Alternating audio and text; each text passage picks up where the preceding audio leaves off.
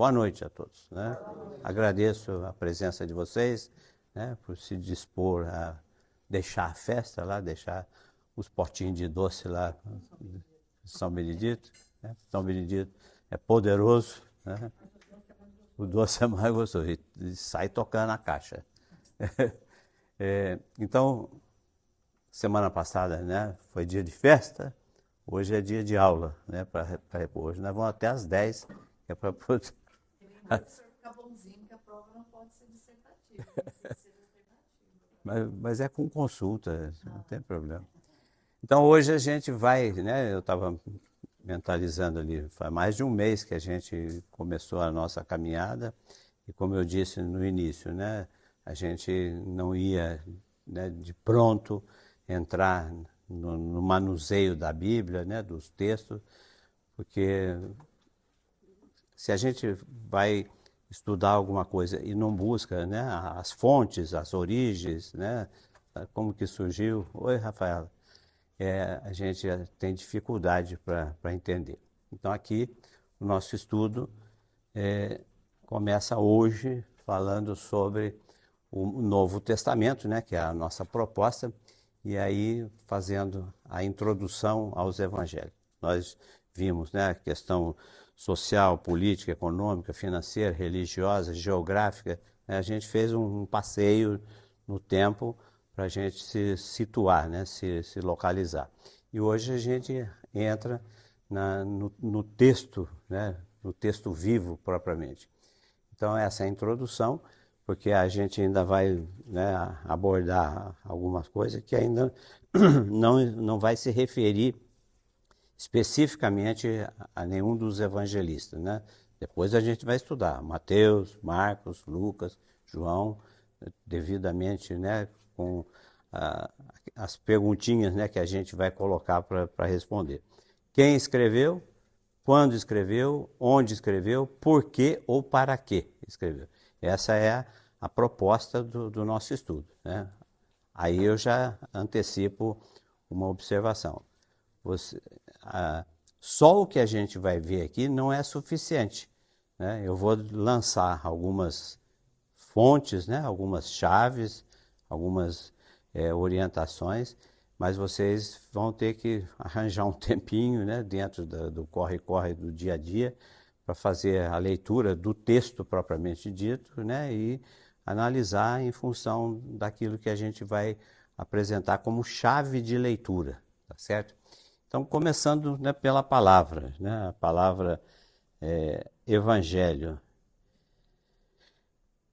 É um arranjo, né, do grego, uma transliteração do termo grego euangelion, né, que significa boa notícia. Essa partícula eu significa algo de bom, né? Por exemplo, a gente tem eucaristia, né, é uma boa ação de graça, né? Eutanásia, eutanásia, segundo né, quem é favorável, é a boa morte, né? Então, sempre que aparece esse radical grego, né, ele deve ser lido, né, como algo de bom. Eucaristia é uma ação de graça, a palavra angelion vem de angelos, que significa mensageiro, né? Os anjos são os mensageiros. Daí o evangelho ser uma mensagem, uma notícia, né? Um anúncio. Foi no século II que a palavra evangelho começou a ser aplicada aos livros que continha a mensagem de Jesus pregada pelos apóstolos. Então, assim como... Boa noite, boa noite, boa noite. Assim como a gente, quando estuda o Antigo Testamento, né, a gente vê ali a partir de quando que começou a ser utilizada a palavra Bíblia para se referir ao conjunto, né, dos livros da Sagrada Escritura. Aqui também essa palavra evangelho, né, só começa a ser aplicada aos textos, né, às mensagens de Jesus que eram anunciadas pelos apóstolos a partir do século II, né, do ano 101 até o ano 200. Quem deve ser nosso personagem, né, de companhia? Um deles é São Justino, que foi Papa da Igreja no século... São Justino, que foi um apologeta. Aconteceu o seguinte, que durante o segundo século, né, por volta do ano 150 mais ou menos, houve uma perseguição. A perseguição dos romanos, né, contra os cristãos estava no auge. Então a gente sabe que até chegar o ano 313 com o imperador Constantino, os cristãos viveram massacrados, né, encurralados nas catacumbas, nos subsolos, né, escondidos nas cavernas. Eles eram caçados, né, e levados para o circo de Nero, para o circo dos horrores lá, para serem mortos, né, através de flagelação. E havia uma distorção naquilo que era praticado pelos cristãos, que servia, né, para alimentar o ódio, alimentar a perseguição, né, sobre os cristãos.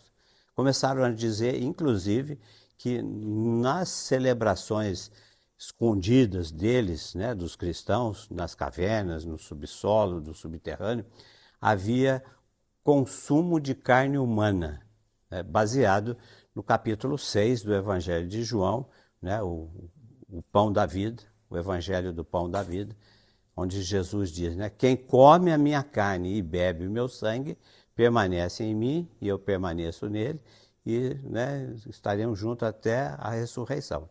Então, né, porque Jesus não fala, o Evangelho não fala uma vez só, ele fala várias vezes. Eis o pão da vida, eis o meu sangue. E com essas, né, frases, os perseguidores, né, alimentavam eles achavam que era necessário exterminar esse povo, acabar com eles, né, porque esse povo é maluco, né, come carne humana. Havia, inclusive, algumas correntes, né, mais bizarras, mais absurdas, que falava que lá se pegava, né, uma criancinha, passava no trigo, né, e depois, né, fazia empanado, né? Então, diante dessa história toda, dessas distorções, dessas aberrações, Justino, né, que morreu no ano 165, ele vai escrever, né, a sua apologia. Apologia é defesa, né? Você, quando defende algum ponto, algum conceito, você está, né, fazendo uma apologia àquele seu pensamento. Então, Justino, para auxiliar, né, o pensamento do povo cristão, escreveu esse documento, né? Inclusive é muito interessante. No catecismo, né, quando a gente estuda o sacramento da Eucaristia, a gente tem um capítulo que fala, né, a missa de todos os séculos, que é exatamente esse episódio, né, de São Justino, que ele escreve, né, ao imperador Antonino Pio, né, que governava nessa época, anos 150, 160, ele escreveu essa apologia dizendo, né, relatando, segundo, né, aquilo que ele conhecia, o que de fato rolava nessas celebrações dos cristãos. Ele vai dizer, no dia do sol, né, domingo, Sunday, né, no dia do sol, os cristãos vindo de todas as partes se reúnem para ler o trecho dos profetas ou dos apóstolos. Então ele vai fazendo uma narrativa e a gente vai mentalizando, a gente vai vendo a estrutura da missa surgindo ali da narrativa dele. A chegada, a liturgia da palavra, né, onde nós lemos o Antigo e o Novo Testamento. Ele fala que lia os profetas e os apóstolos, né? Profeta do Antigo, apóstolo do Novo Testamento. E ali, aquele que preside, né, vai comentar aquilo que foi lido. Depois, né, a comunidade se reúne para apresentar as oferendas, né, que naquela ocasião não era espécie, era produtos da sua colheita, da sua produção, né, daquilo que era o seu sustento. Então, é a procissão das oferendas, né, o ofertório.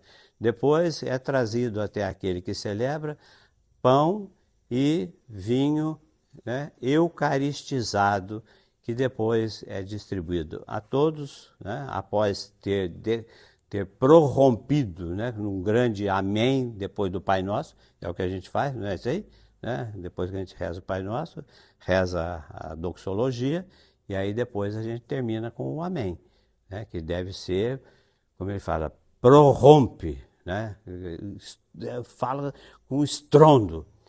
Então isso serviu, né, de defesa dos cristãos, e no texto, né, na redação da sua apologia, ele usa a palavra, né, no plural para indicar as memórias dos apóstolos, né, que receberam de Jesus por pregação o conteúdo, e eles agora, né, passam isso por escrito. A palavra evangelista passou a indicar os autores dos evangelhos. Então foi durante esse segundo século, né, por volta do ano 150, 165, que surgiu pela primeira vez a palavra Memórias dos Apóstolos, se referindo ao anúncio, né, pregado por Jesus. A igreja, aqui é importante a gente observar isso aqui, a igreja sempre ensinou que existe um único evangelho, né? O anúncio da salvação trazida por Jesus e pregada pelos apóstolos. Aqui, né, o que eu preciso dizer para vocês, né? É para a gente saber dessa constatação, porque a gente, costumeiramente, a gente fala assim, os evangelhos, eu já li os evangelhos, eu estou lendo os evangelhos, sempre no plural. Né? Mas a informação aqui que nós temos é que existe um único evangelho. Então, nós temos um único evangelho narrado por 4 evangelistas: Mateus, Marcos, Lucas e João. Agora, não precisamos ficar pedantes, né? Assim, afetados.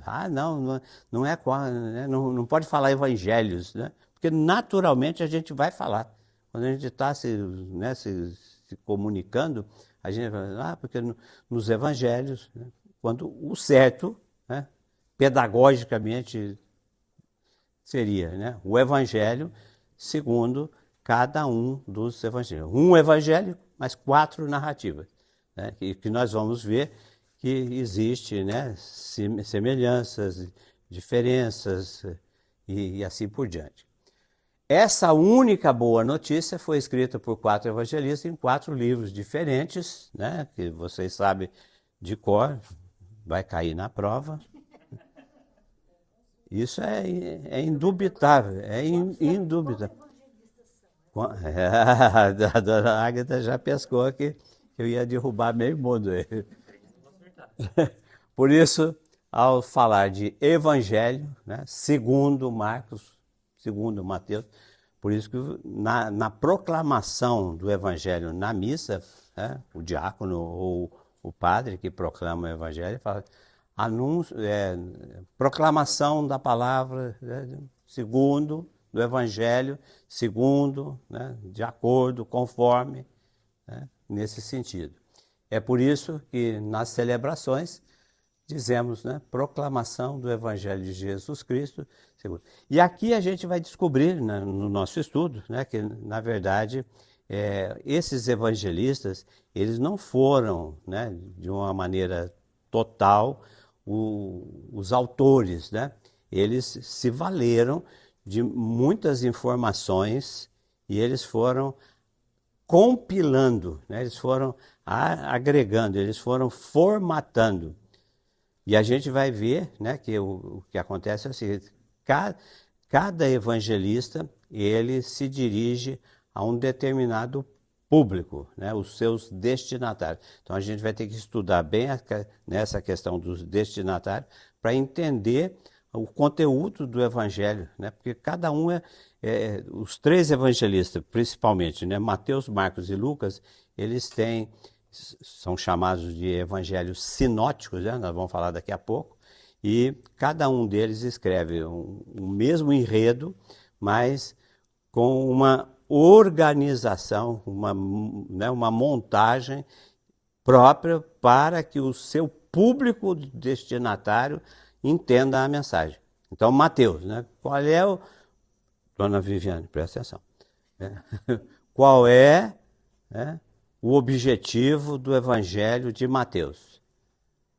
O objetivo do Evangelho de Mateus é, né, dirigindo-se aos judeus convertidos, provar para eles que Jesus Cristo é verdadeiramente o Messias. E Marcos não é, senhor Carlos? Marcos ele vai falar também, mas o objetivo de Marcos é diferente do objetivo de Mateus, porque enquanto Mateus escreve para judeus convertidos, judeus que tinham o conhecimento do Antigo Testamento, Marcos vai escrever para pagãos. Então, a gente vai ver aqui, por exemplo, no Evangelho escrito por São Marcos, né, ele não usa muitos termos hebraicos, muitos termos da história do judaísmo, porque o povo para quem ele está escrevendo não entende nada. O palácio, né, a Jerusalém celeste, isso aí, né, para os pagãos, né, e aí a gente vai observar, né, quando eu for analisar o Evangelho com vocês, a gente vai ver que Marcos, né, preocupado, né, com que as pessoas, né, pudessem entender o que ele estava escrevendo, ele explica, ele usa muito assim, os Boanerges, né, vírgula, que quer dizer filhos do trovão. Então, quando ele coloca um termo que ele sabe que o povo destinatário dele não vai entender, ele dá uma ajudinha. Isso é isso porque quer dizer isso. Entenderam? Então, depois Lucas tem um outro propósito, né? E o Evangelho de João, ele é visto à parte, né? Ele não faz parte do conjunto triplo, né? do sinótico. Ele já é posterior, né? Quando João escreve o Evangelho, quando ele organiza o Evangelho dele, ele já parte do pressuposto que o que estava em Mateus, Marcos e Lucas já é de conhecimento público. Então ele não precisa mais abordar fatos, acontecimentos que estão presentes nos evangelhos sinóticos, porque ele fala, isso aqui já está na massa, já está no sangue. Então vamos avançar, vamos evoluir, tá bom? Tudo bem até agora? Vai ficar bom. A ordem atual, né? Qual é a pergunta, né? Qual é a ordem natural dos 4 evangelhos? Mateus, Marcos, Lucas e João. Isso inserido na Bíblia, mas no início, né, ou melhor, cronologicamente falando, o evangelho que foi escrito por primeiro foi o de Marcos. Marcos escreveu o evangelho dele por volta do ano 60. Mateus escreveu depois dos anos 70. Lucas um pouco mais tarde e João lá por volta do ano 95. Então, cronologicamente, o Evangelho de Marcos deveria vir em primeiro lugar na Bíblia, mas ele não vem, né? Por que ele não vem? Porque o Evangelho de Mateus, conforme nós vamos ver quando falar a parte, né, sobre ele, o Evangelho de Mateus, por causa do seu objetivo de buscar oferecer elementos para os judeus acreditarem que Jesus é o Messias, então esse conteúdo do Evangelho de Mateus vai, né, servir para catequizar os primeiros cristãos. Por quê? Porque era um evangelho, né, bastante sólido a partir do Antigo Testamento, né, a partir da história da salvação. Então, ele é utilizado como ferramenta de catequese, como elemento de instrução, né, para os novos cristãos. Ali é onde Mateus fala veementemente, né, coloca Jesus na sua condição, né, de profeta, né, de Messias, de Redentor. Então, por isso que ele, por ser utilizado, né, com mais frequência, botaram ele em primeiro lugar, né, porque aí, a partir dessas informações, desse conteúdo, né, logo em seguida vem o de Marcos e aí a gente consegue fazer uma análise, uma comparação. Marcos é o evangelho mais antigo, seguido por Mateus, Lucas e João é o mais recente, né? Mais recente, nem tanto, né? Era o último, né? Mais ou menos, e isso que eu estou dizendo para vocês, anos 60, anos 70, anos 80, isso é aproximadamente, é mais ou menos, é por aí. Então, João, né? João, vocês vão encontrar o Evangelho de João escrito no ano 90, no ano 95, né? Na década de 90, enfim, né? Mas é sempre assim, todas essas datas, né? Quando a gente quer colocar, né, contextualizar o tempo, né, a cronologia, a gente sabe que existe uma oscilação, né?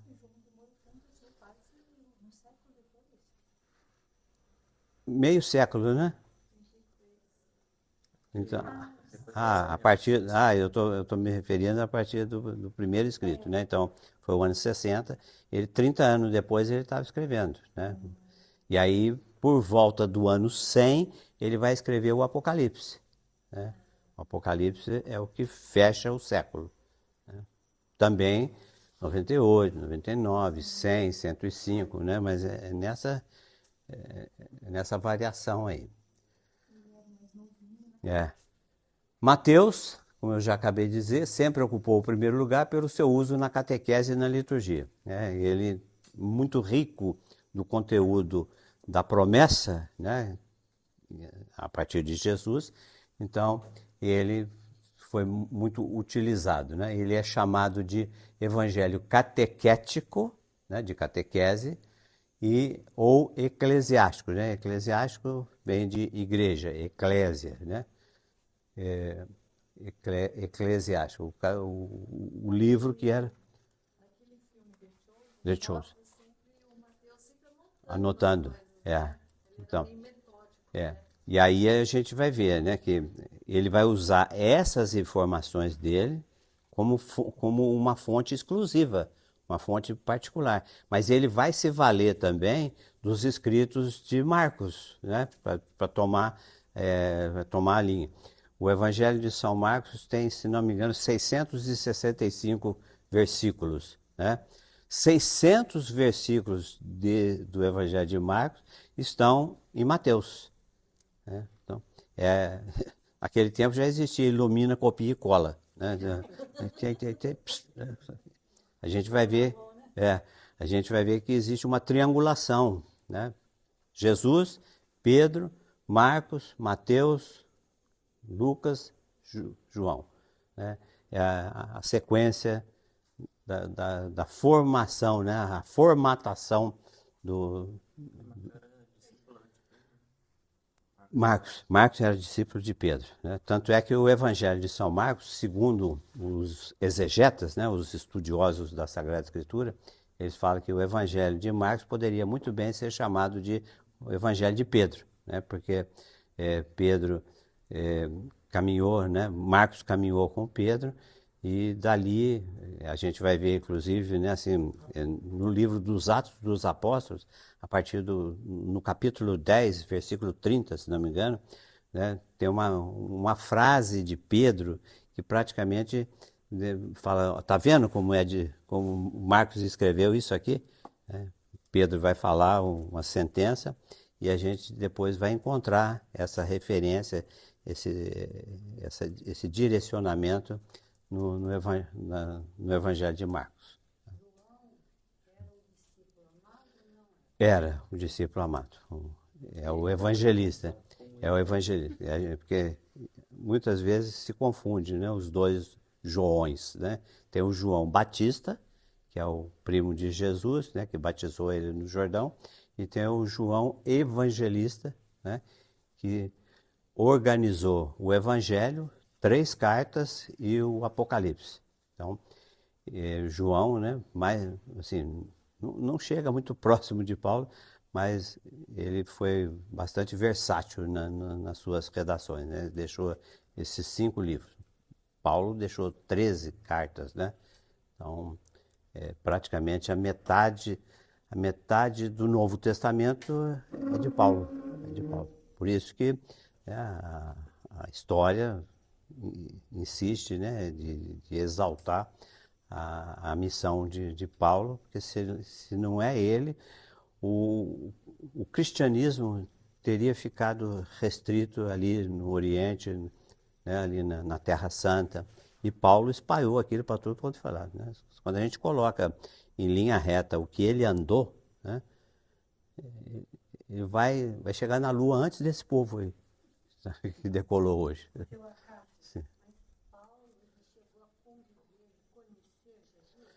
Não existe afirmação, né, assim, conviveu. Eles tiveram um tempo, conviveram um pouco no mesmo tempo, mas não se sabe se no mesmo espaço. Né? Porque,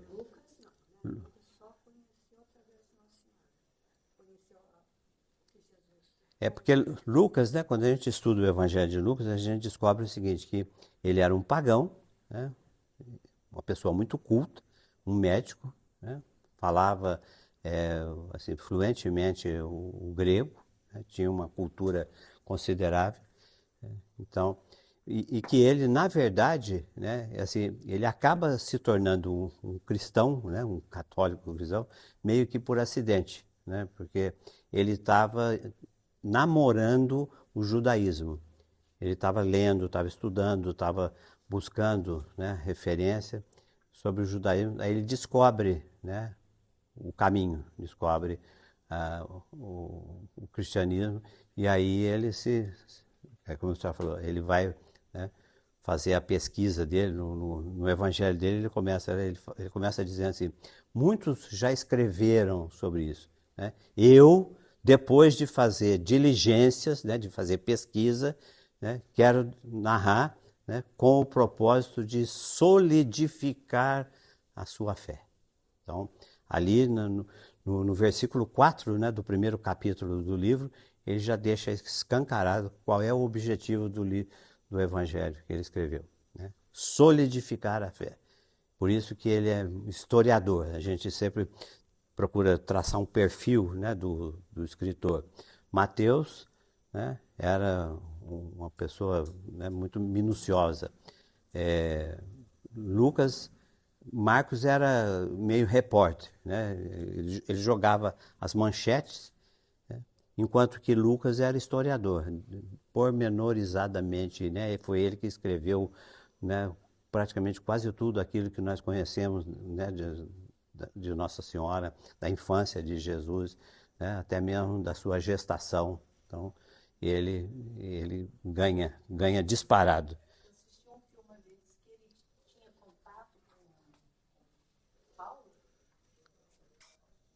Lucas, sim, sim.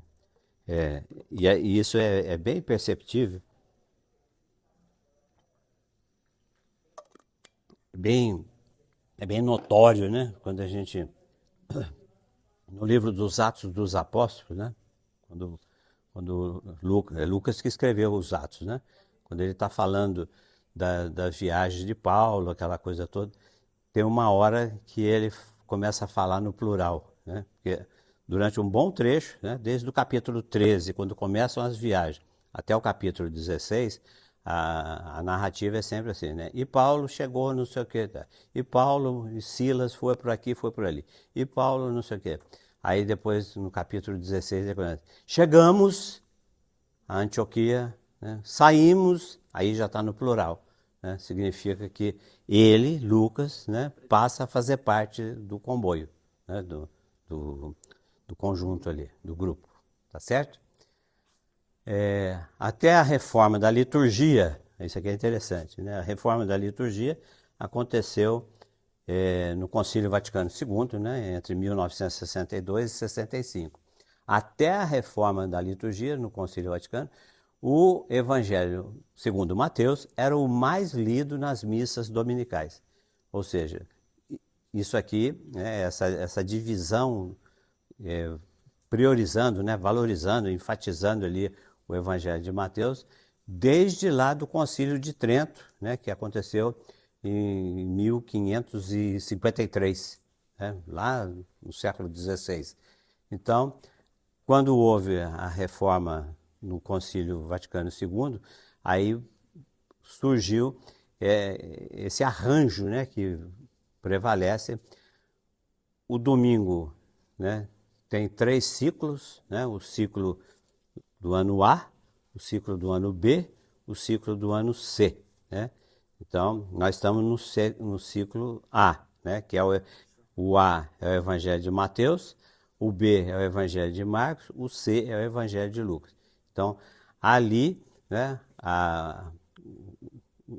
os sacerdotes, né, os bispos que participaram do conclave, do concílio, né, eles fizeram, né, a partir da congregação, né, para a disciplina da liturgia e do sacramento, fizeram esse arranjo, né, onde o padre Valmir fala constantemente, né, a pessoa que participar da missa todo domingo durante 3 anos, né, praticamente leu a história toda da salvação, porque ali, né, nós vamos ter a mesma narrativa com semelhanças, diferenças, né, mas a essência está ali. Então aí já desbancou Mateus, né, porque agora tanto Mateus como Marcos, como João e Lucas, todo mundo tem a sua participação. Até João, que não faz parte do sinótico, ele tem né, ele é privilegiado, ele é valorizado, né, na leitura da liturgia, porque ele é lido nos tempos fortes, né? Quais são os tempos fortes? Quaresma, né, e Advento, né? Então, no tempo do Advento. E também no ano do evangelista Marcos, ele é inserido um pouco mais, porque o Evangelho de Marcos é muito curto, né? O Evangelho de Mateus tem 28 capítulos, né? O Evangelho de Marcos tem 16, o Evangelho de Lucas tem 24.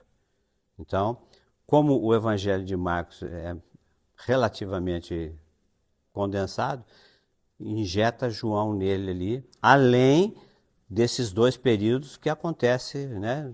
Tanto Mateus, Marcos, Lucas, né? Acontece nesses 3 anos, né?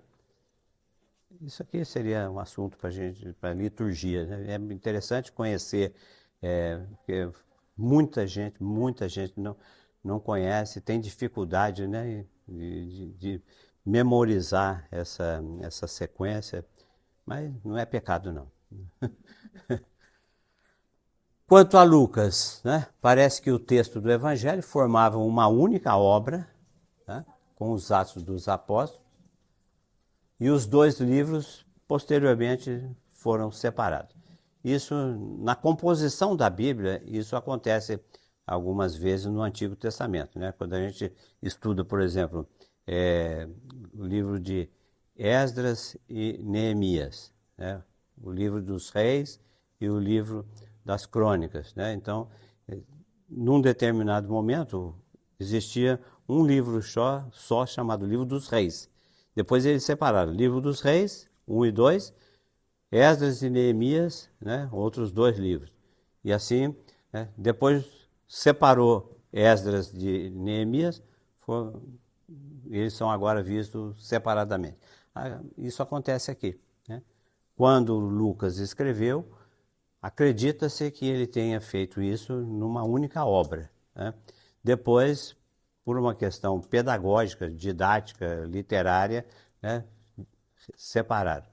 E é interessante, né, que a gente vê no primeiro capítulo do livro dos Atos dos Apóstolos, né, fica bem claro, né, que é de Lucas, né? Porque as palavras são as mesmas, né, do Evangelho. Depois a gente vai ver isso também. Os dois livros teriam sido separados, né, tempos depois, né, ficando o Evangelho após Mateus e Marcos, devido à grande semelhança entre os três, por isso, né, o conjunto era chamado de Evangelhos sinóticos. Né? Quem sabe o que é sinótico? Tá com cola, né? Aí o pessoal vai dizer, ele está protegendo o neto dele. Aí, então nós temos os quatro evangelistas, né? Mateus, Marcos, Lucas e João. Né? Nós vamos ver que cada evangelista é representado por um animal, por um símbolo.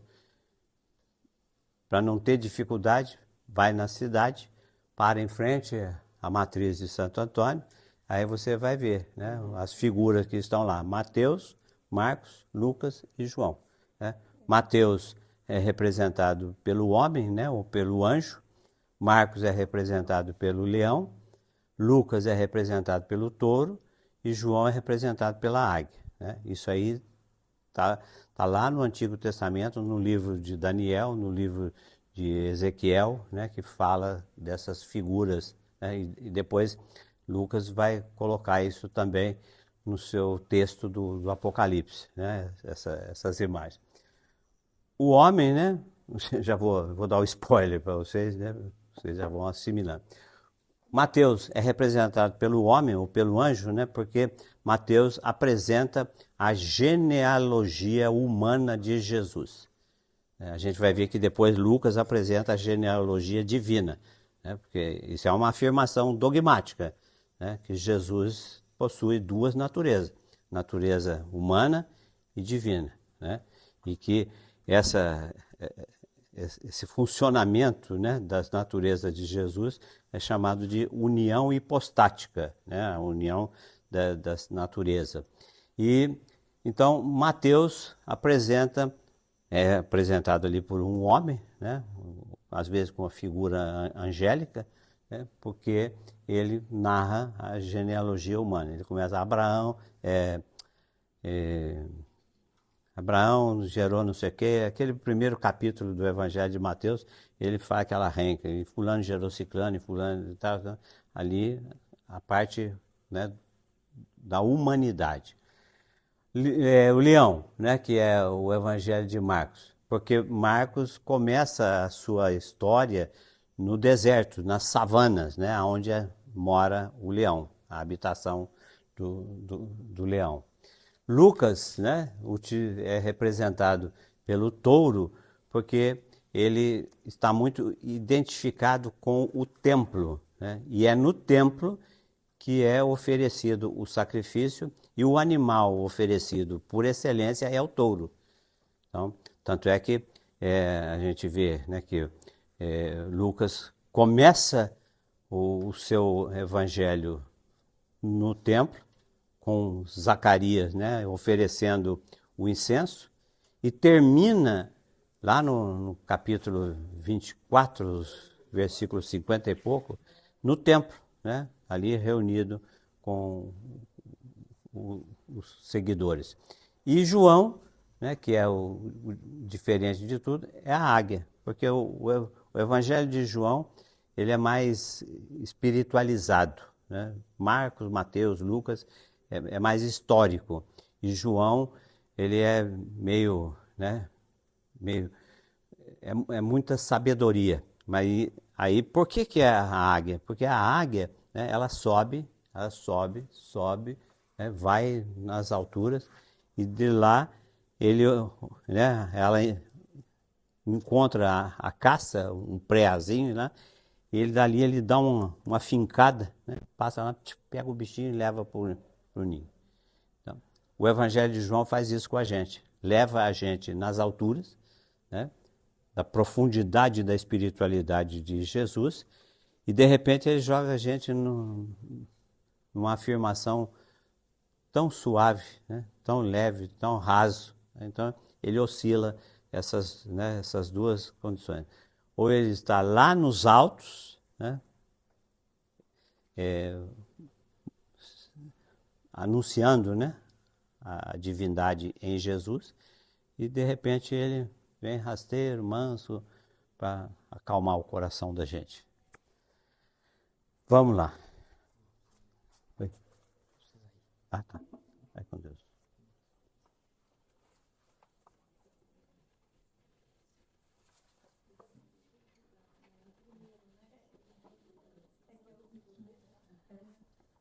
Olha só. Evangelho sinótico.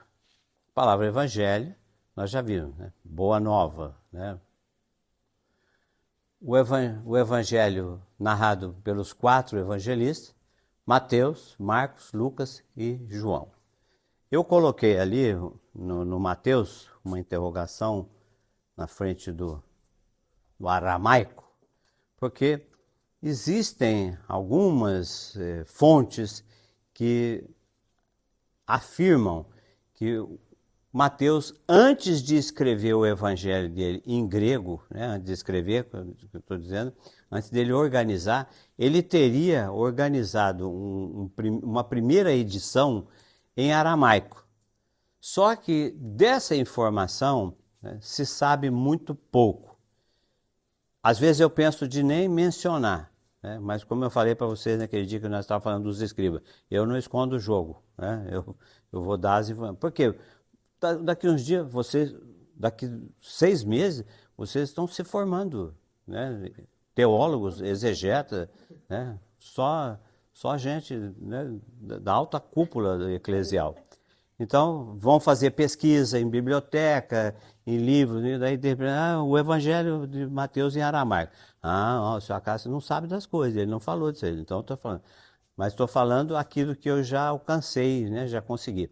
Não existe uma condição afirmativa, né? Então, é provável, é suposto que ele tenha feito e que essa narrativa tenha se perdido, né, de uma tal forma que não se tem basicamente nenhum fragmento, mas existe aquela tradição passada de boca a boca, né, no pé do ouvido.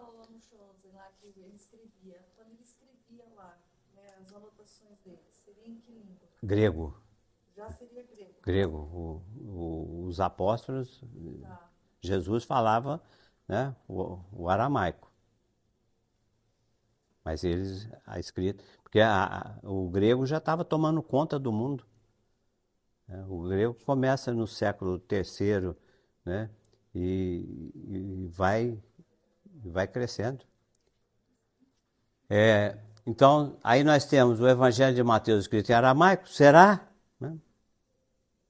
Não vai cair na prova esse aqui. Né? Já fica combinado. Né? Vale mais meio ponto? Pode. Né? Marcos também escrito em grego, Lucas escrito em grego e João escrito em grego. Veja que João eu coloquei diferentinho, com tracejado. Né? Os demais aqui eu procurei manter a forma. Né? Por que ele é tracejado? Porque aqui o objetivo do nosso estudo hoje é apresentar os evangelhos sinóticos. E o evangelho sinótico, né, são esses 3, Mateus, Marcos e Lucas. O evangelho de João, agora que vocês vão ler, né, com essa abertura, né, vocês vão perceber que realmente é bem diferente a narrativa. É muito diferente. Né? João... o objetivo dele, né, o propósito dele ao escrever o Evangelho é diferente. É aquilo que eu falei. Primeiro ponto, ele parte do princípio que aquelas coisas que falam da infância, do nascimento, dos milagres, não sei o quê, isso aí o povo já está sabendo. Por isso que ele vai organizar o Evangelho dele, né, nos milagres, os chamados sinais. A gente pega ali, vai começar agora essa semana, né, as bodas de Caná, as talhas, né? As talhas, né? São 6 quinta-feira falando sobre o conteúdo das talhas. Eu não vou dar spoiler, porque senão depois o padre corta minha orelha. Né? Mas lá na boda de Caná, né, capítulo 2 do Evangelho de João, ele vai falar, e foi em Caná da Galileia que Jesus realizou o seu primeiro sinal, ele chama milagre de sinal, o seu primeiro sinal, e os apóstolos creram nele. Isso, inclusive, eu uso essa afirmação para rechaçar essas bobagens que as pessoas ficam falando. Pega esses filmezinhos de capa verde que tem aí de história da salvação, Jesus, a infância de Jesus, aí vai tudo por água abaixo, né? Tudo que eu falo aqui vai por água abaixo, porque as pessoas acham muito mais interessante Jesus ressuscitar o passarinho, né? Jesus fazer isso, fazer aquilo, os milagres, e sendo que isso se coloca de maneira antagônica ao que está na Bíblia. Ali João falou, este foi o primeiro sinal que Jesus realizou. Primeiro milagre. Ele realizou quando? Em Caná da Galileia. E aquela brincadeira com os passarinhos, lá da infância. Isso é flutuação da memória do povo, né? E que acha muito mais interessante Jesus, né, realizar ali a sobrevivência do bichinho do que, né, salvar a identidade do povo. Então se prepara. Quinta-feira, 19h30. Né? Oh, meu Deus. Aprender, a gente não estuda muito em casa. Sim, sim. Mas porque a gente começa a perceber mais na liturgia, né, detalhes que a gente, quando não estuda, a gente não percebe. Passa batido. Eu recebo muito retorno dessa forma, né? A pessoa fala, quando o padre está falando lá, está explicando, fazendo a homilia, eu começo a lembrar o que o senhor falou, o que o senhor disse, o que o senhor mostrou, né? E o meu objetivo é exatamente esse, né? Assim, é mostrar, né, que é uma coisa linda, maravilhosa, né? Exigente, mas não é impossível, né? A minha história, né? Eu já falei várias vezes para vocês, eu comecei do zero com 40 e poucos anos, né? Tem gente que acha que eu nasci com a Bíblia na mão, né? Assim, você nasceu, pôs no berço e falou, deixa a minha Bíblia aí. Não? Tem chance, não? Eu falava assim, se Paulo fez tudo o que fez e virou o que virou, eu tenho chance. Tenho chance de não me perder. Vai devagar.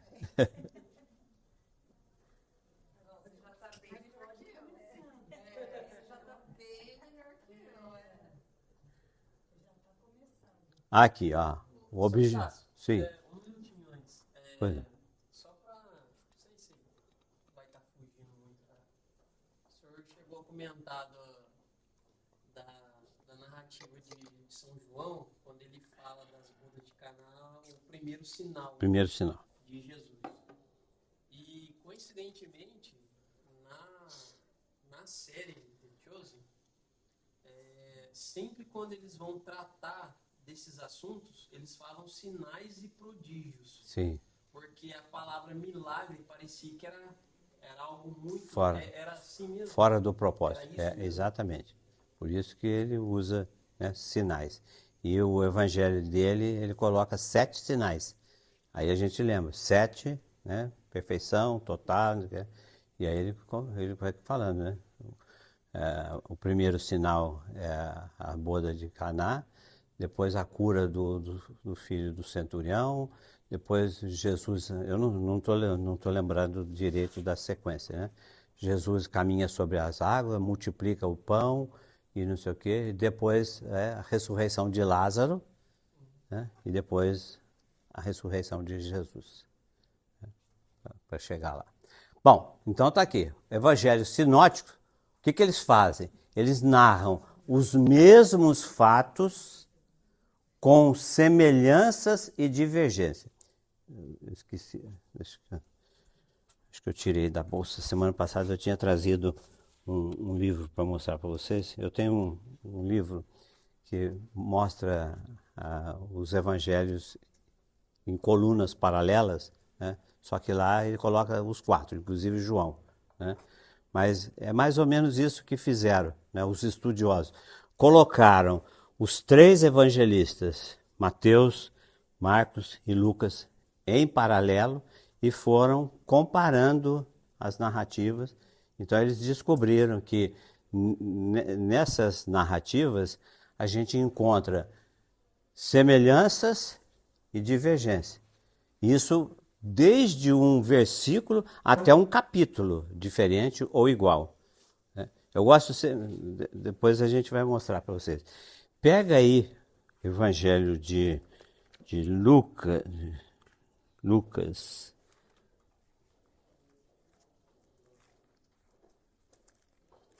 Deixa eu achar aqui o que eu quero, que me veio à mente agora.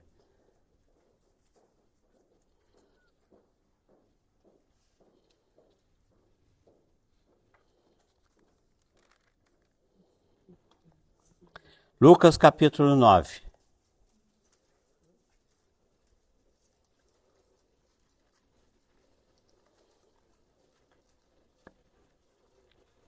Lucas capítulo 9,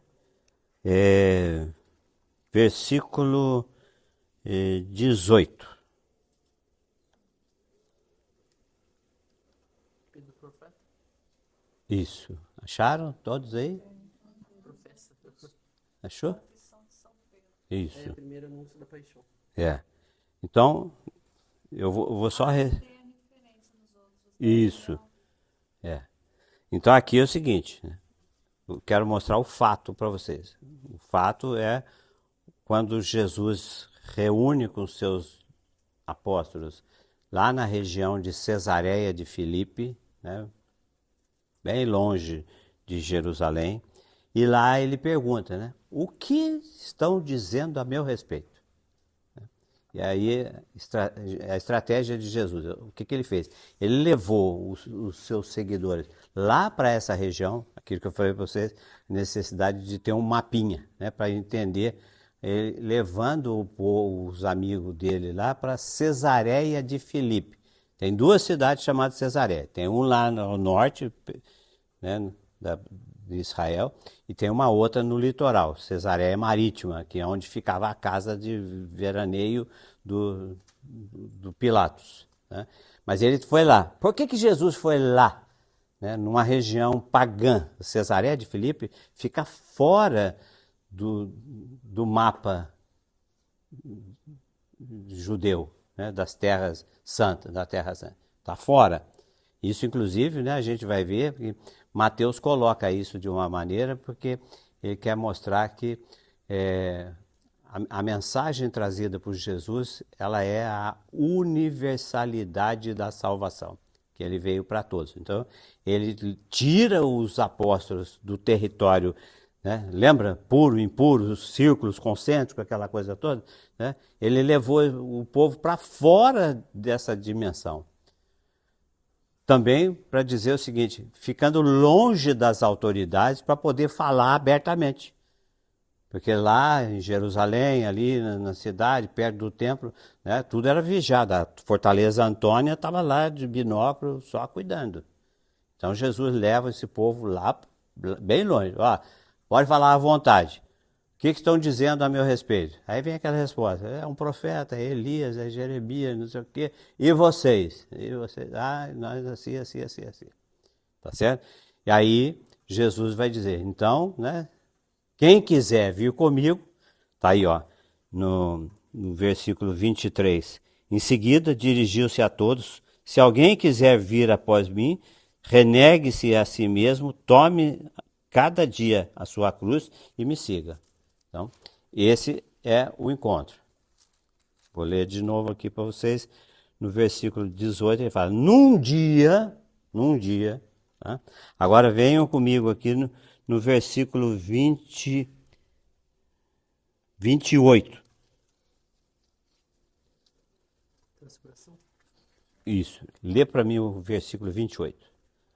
Uns 8 dias após ter dito essas palavras. Tá bom. Uns 8 dias após, tá? Agora, né, na Bíblia da Ave Maria, a gente tem um recurso aí que ele já diz assim, vai lá em Mateus 17. Volta lá. Mateus 17. Viu? Mateus 17, a transfiguração. A dona Viviane já...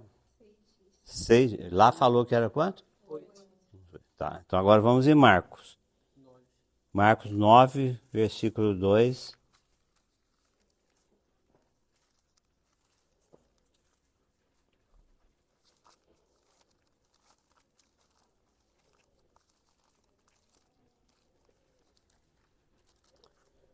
Marcos, versículo 2. O que está escrito aí? 6 dias depois. Então, por hoje eu vou ficar aqui com essa só para vocês entenderem isso que está dizendo aqui. Mesmos fatos com semelhanças e divergências. Tem a semelhança, né, de que os 3 que foram chamados, o monte que aconteceu. Agora, quanto tempo depois da confissão de Pedro que isso aconteceu? Porque o que vai acontecer, que está narrado na Transfiguração, tem tudo a ver com o que Pedro falou. Né? Porque o que Pedro falou, tu és o Cristo, o Messias, o Filho do Deus vivo. Né? Então, uma semana depois, Jesus vai se transfigurar, porque Pedro, quando falou isso, Jesus disse para ele, Pedro, você é um homem de Deus. Porque não foi a carne que revelou isso para você, mas foi o meu Pai que está no céu. E mostra, né, a fragilidade de Pedro, que na fala seguinte ele já é chamado de Satanás. Afasta de mim, Satanás. Né? Então, tá vendo que um trechinho de nada dá para a gente espremer um monte de informação? Né? Então, é isso que caracteriza basicamente os evangelhos sinóticos. É uma narrativa muito semelhante, mas com divergências, né? Alguns trechos são iguais, né? Ipsis literis, letra por letra, palavra por palavra. Mas tem outros que já são, né, diferentes. Eu acho que a mensagem é igual. Né? É. Exatamente. Então, o que nós precisamos entender é o seguinte, né, que não faz diferença se foi 8 dias depois, se foi depois da manhã, se foi daqui a 6 dias. O importante é que houve um momento em que os apóstolos, né, aceitaram Jesus como Filho de Deus, né, e algum tempo depois, né, Jesus vai levá-los para o alto para mostrar, você falou que eu sou, né? Então agora eu vou mostrar quem eu sou. É a transfiguração, né? Onde ele vai se manifestar. Sim. Mateus, que era bem metódico com as anotações e do modo como ele descreve ali. 6 dias, ele meio que deu uma precisão ali de 6 dias. E Marcos, por ser discípulo de Pedro, que Pedro era uma pessoa lá na cena, sim, que também dá a afirmação de 6 dias. E Lucas não, Lucas ele vai procurar saber bem depois. Marcos falou 2 dias. 2 dias. Não é isso que nós vimos? 6 dias. Desculpa, 6 dias. Lucas falou 8. Isso, Lucas falou. Uns 8 dias, então até ele também não dá a precisão que dá os 2, mas que dá um número aproximado, talvez por conta que ele teve que tomar muita nota muito tempo depois disso, e o pessoal não lembrou, talvez. Existe uma linha de pensadores, né, que como Lucas é considerado o historiador, né, o metódico, o minucioso ali, que fez pesquisa, né, então pode-se crer que a informação dele seja a verídica, né, e a informação de Marcos e Mateus seriam divergentes, mas não contraditórias. Né? Então, o que a gente precisa carregar é isso aí. Existem divergências, né, alguma coisa distante, mas não contrário. Né? A mensagem ela é sempre a mesma. Né? O que pode acontecer é as palavras, né? a temporalidade, né? Quanto tempo isso aconteceu.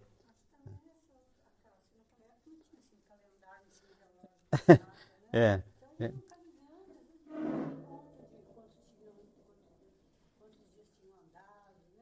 Muita narrativa fica, né, nessa, como diz assim, né, nessa imprecisão, né? Vamos lá, vamos baixar o mapa aqui. Agora, a palavra sinótico, né? O que que ela quer dizer?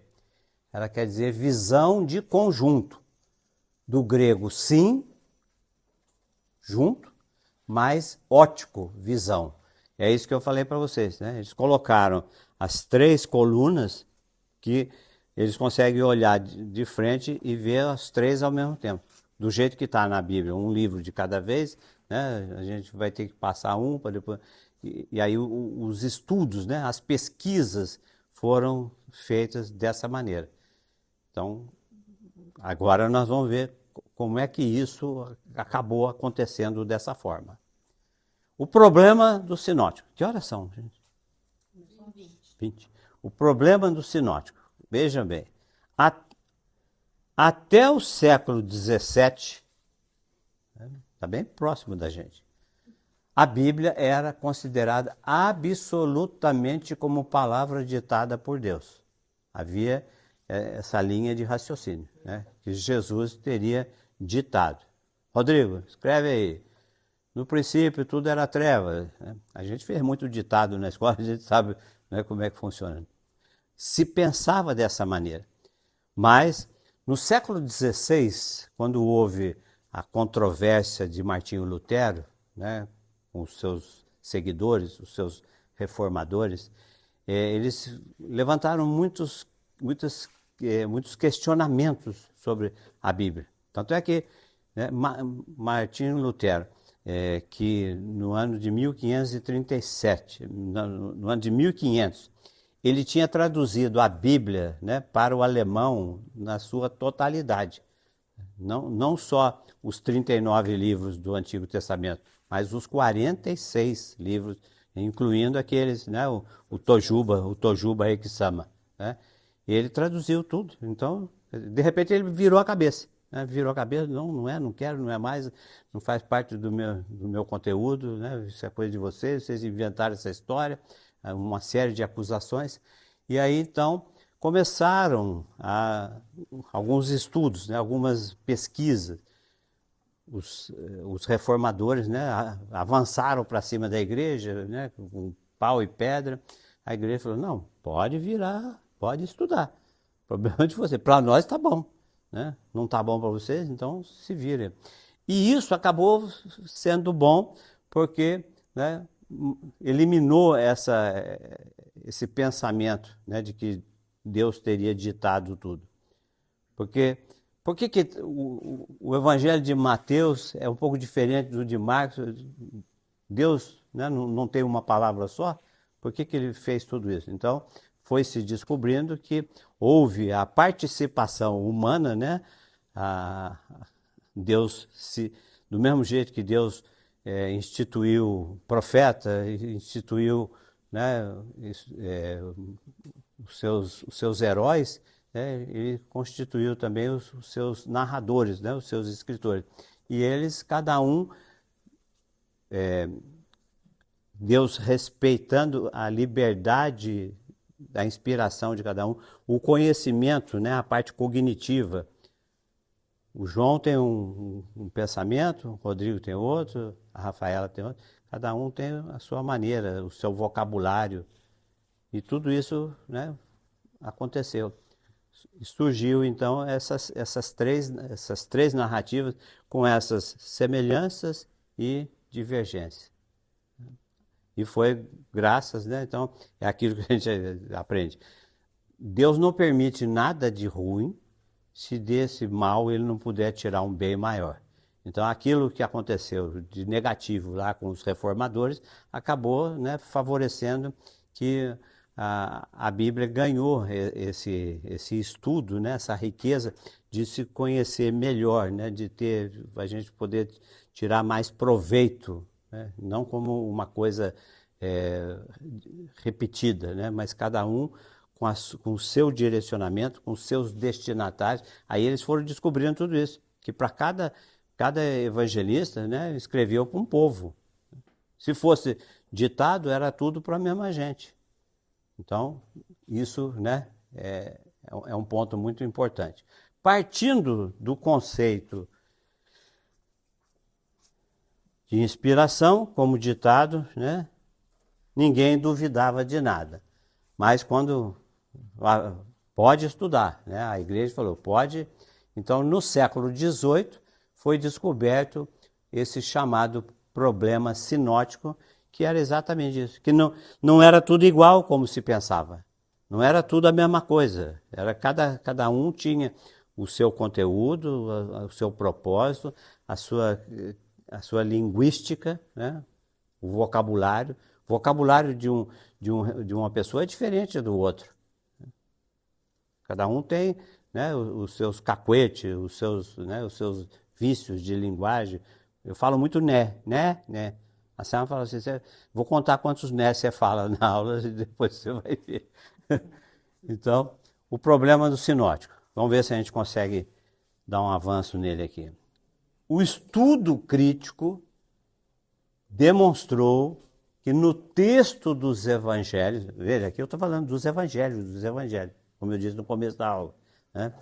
A gente sabe que no texto do evangelho de cada evangelista, há divergências, diferenças que evidenciam o trabalho pessoal, particular, né, sem deixar de lado a inspiração divina. Deus sopra, né, a sabedoria do Espírito Santo e, né, abastecido da sabedoria do Espírito Santo, cada autor, né, Mateus, Marcos, Lucas, João, os do Antigo Testamento, cada um teve, né, a sua oportunidade de colaborar para a narrativa da história da salvação. Então, sem deixar de lado a inspiração divina, né, que vem do Espírito Santo. Desde então, os exegetas se viram na contingência de considerar o Evangelho como um livro escrito por homens, pessoas humanas, que têm suas qualidades, seus defeitos e estão sujeitos também à crítica. O problema sinótico se funda, né, se constrói na constatação de que os três primeiros, Mateus, Marcos e Lucas, têm muitos aspectos em comum. Por outro lado, tem também muitas diferenças. Então, isso personaliza, né, cada escritor, cada um com a sua formação, com a sua inteligência, com o seu vocabulário. As semelhanças chegam, aquilo que eu falei para vocês, chegam a ser, né, desde palavras até textos inteiros. As diferenças estão no fato de alguns narrarem certos detalhes e outros omitirem, além de haver discrepância. É o que nós acabamos de fazer, né? Nós vimos cada um deles, né, falando da mesma coisa, o mesmo assunto, e cada um deles se posicionando, né, de acordo com a sua individualidade. Aqui Tem a ver com aquilo que o senhor falou no começo também, que cada um se dirigia para um público. Exatamente. Então aqui, né, nós temos o Evangelho de Mateus. Marcos não era do grupo dos apóstolos, e esses evangelhos, né, vai aparecer aqui o de Lucas, né?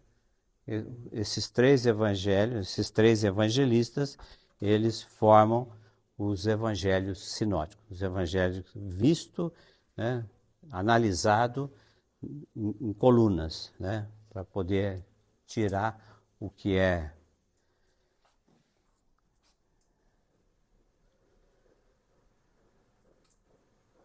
em números, aquilo que eu acabei de falar para vocês, em números, né, o problema sinótico apresenta-se da seguinte forma: Marcos, 661 versículos, 600 ele escreveu junto com Mateus.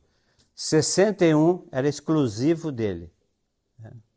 Porque a gente vai ver que os evangelistas, eles tinham a sua própria, sua fonte individual, mas tinha fontes também, né, elementos que eles conheciam, que forneciam conteúdo para ele adicionar no conteúdo dele, e tinha, né, esse intercâmbio entre eles ali, Mateus, Marcos, Lucas, né, que o ilumina, copia e cola, né, nessa sequência. Então, Mateus, né? Mateus, o Evangelho de Mateus tem 1068 versículos. 600, né, paralelo com Marcos, é óbvio, né? 230 paralelo com Lucas, né, que está em Mateus e está em Lucas, né? E 238 do Chose lá que anotava tudo, né? Esse aqui era dele, né? As informações próprias, né? Privativa dele. As outras, o outro conteúdo saiu do Evangelho de Marcos e do Evangelho de Lucas. E Lucas? O Evangelho de Lucas, 1149 versículos, 330 versículos paralelo com Marcos, ou seja, versículo que está em Lucas e está em Marcos, 230 que está em Lucas e está em Mateus, e 589 exclusivo dele, o que caracteriza, né, o que chama a atenção, que ali está a parte da pesquisa que ele fez. Era coisa que só ele detalhou. Então, por isso que esses versículos estão, né, com exclusividade, privacidade, é dele. Né? A gestação e o nascimento de Jesus, né? Muitas outras coisas. Vocês entenderam essa questão? É importante, né? Não é importante gravar quantos versículos, mas é saber que existe essa simbiose, né, que vai acontecendo. E João, né, praticamente não se enquadra em quase nada disso aqui. A solução. Que horas são, gente? 10? Não, vai dar tempo. Uma vez constatado o problema, procurou-se interpretar. Isso é, o que nós vamos fazer com isso agora? Né? Porque ao lado de grandes semelhanças, há também contrastes. Como explicar isso aí? No caso da infância de Jesus, Marcos não diz nada da infância, né? Mateus fala alguma coisa, enquanto Lucas apresenta diversas informações. Exatamente, né, o que a dona Rita falou, né, em função dos destinatários, né, em função dos destinatários.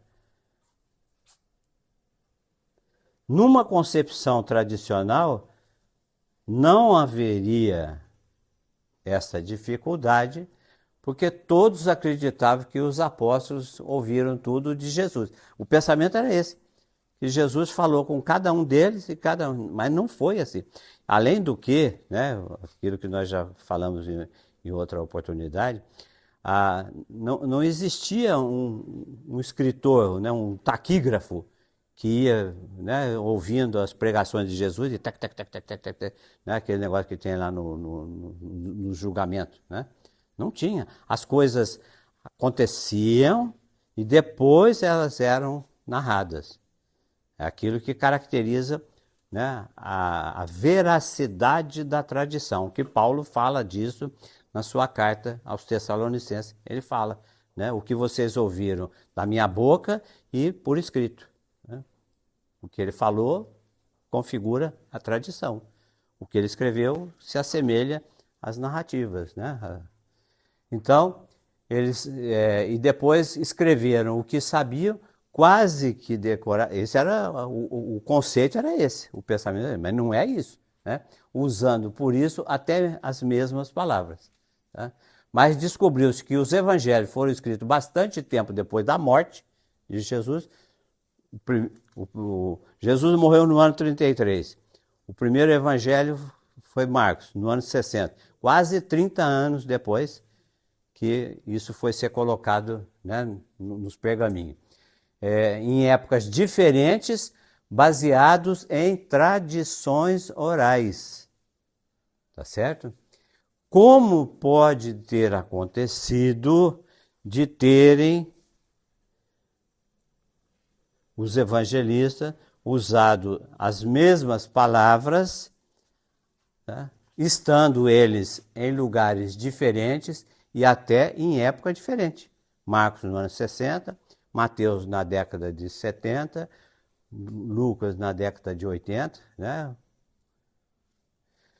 Muitos textos possuem uma grande semelhança de vocabulário e as citações do Antigo Testamento que Mateus, Marcos e Lucas utilizam são idênticas, né? Então, são referências, né, que constam das 4 narrativas. A hipótese mais aceita nos dias de hoje admite que o primeiro evangelho a ser escrito foi Marcos, por ser mais rústico e incompleto, muito enxuto, 16 capítulos, né?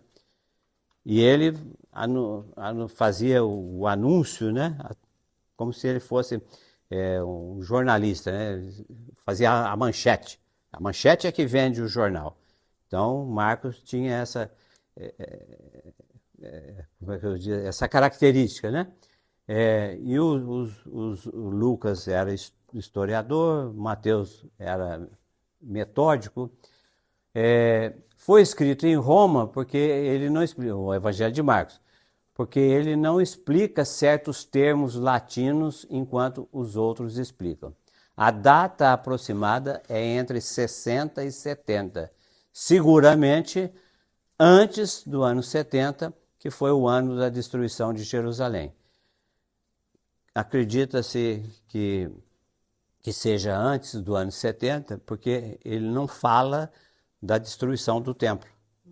Então, por omitir algo que foi de suma, né, importância, relevância, então acredita-se que ele escreveu antes, para dar tempo. Por tudo isso, né, se concluiu que Marcos escreveu primeiro, provavelmente baseado na pregação de Pedro e na tradição oral. Tanto Mateus como Lucas se serviram de Marcos ao compor os seus evangelhos. Então, né, deram uma coladinha ali, melhorando o texto, adaptando conforme a ocasião, né, usando também uma tradição oral. Assim se explica o fato da coincidência desses 3 evangelistas. Entretanto,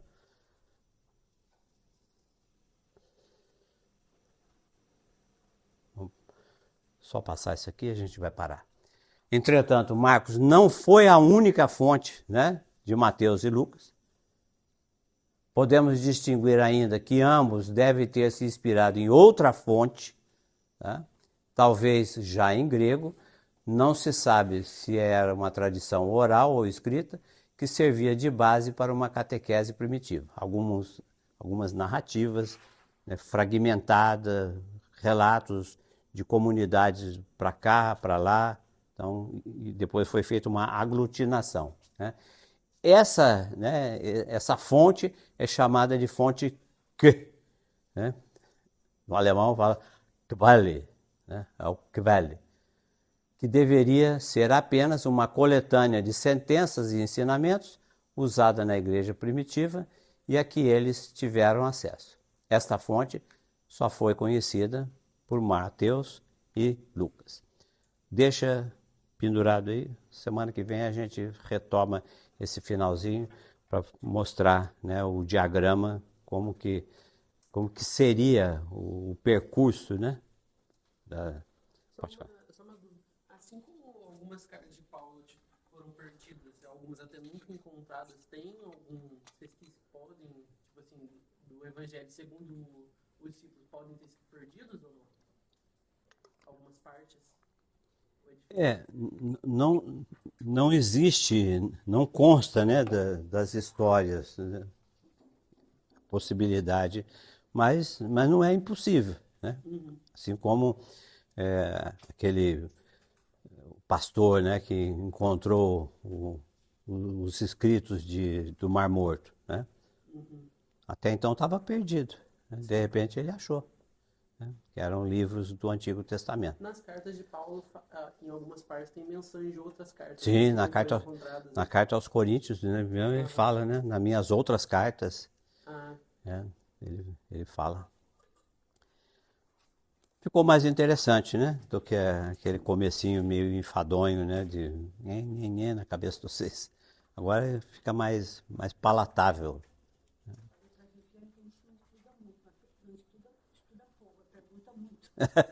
Não, mas a pergunta ajuda, né?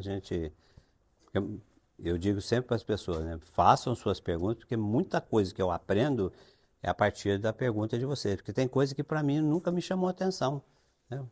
Coisa que eu estou aí há 40 anos fazendo, tem texto que, né? De repente, aí acrescenta. Tá bom?